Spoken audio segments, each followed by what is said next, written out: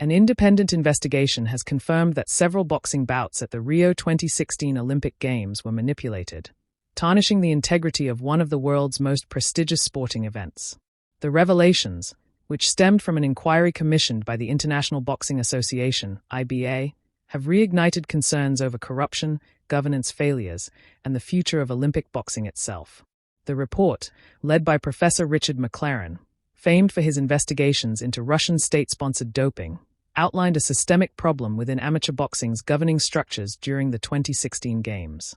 According to McLaren, officials from the now-disbanded AIBA, International Boxing Association at the time, orchestrated and facilitated result manipulation in multiple high-profile contests.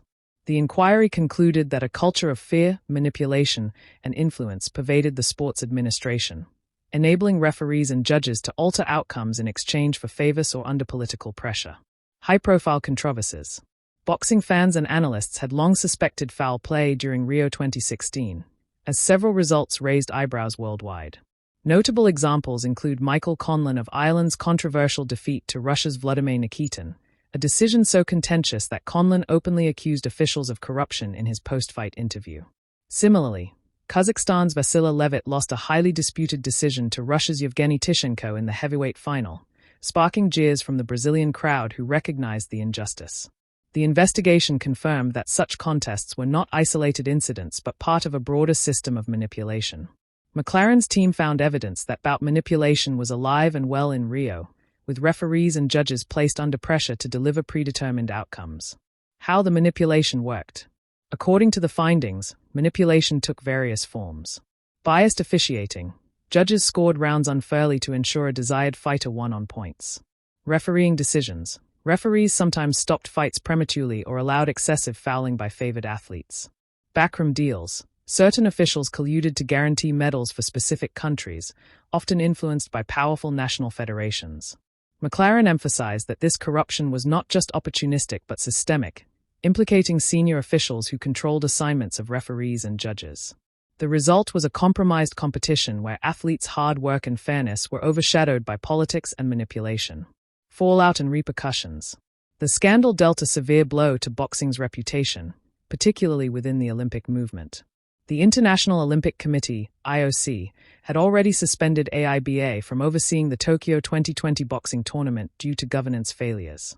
Now, with Rio 2016 confirmed to have been tainted, the sport faces even greater scrutiny ahead of Paris 2024. For athletes robbed of fair outcomes, the revelations bring both vindication and frustration. Michael Conlan, who turned professional shortly after Rio, expressed relief that his accusations were validated but lamented that nothing could restore his lost Olympic medal chance. Similar sentiments were echoed by others who fell victim to manipulated results. Boxing's struggle for reform. In recent years, the IBA has attempted reforms under new leadership, promising greater transparency and a clean-up of its judging systems. Electronic scoring, independent oversight, and stricter selection processes for referees and judges have been introduced. Still, doubts remain as to whether the sport can fully recover its credibility. The IOC has warned that unless boxing proves it can operate under transparent and fair governance, the sport risks being dropped from future Olympic programs. This would be a devastating blow, given boxing's century-long history in the Games and its role in launching the careers of legends like Muhammad Ali, Sugar Ray Leonard, and Anthony Joshua. Conclusion. The confirmation that Rio 2016 Olympic boxing bouts were fixed underscores the deep-rooted corruption that plagued the sport at its highest level.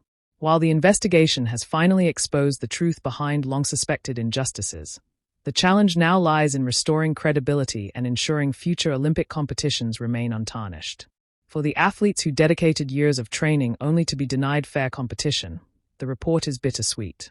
Justice in terms of medals may never be served, but the exposure of wrongdoing provides a step toward accountability. The fate of Olympic boxing now hinges on whether the sport can reform itself and convince the world that the ring is once again a place where only talent, skill, and determination decide the victor.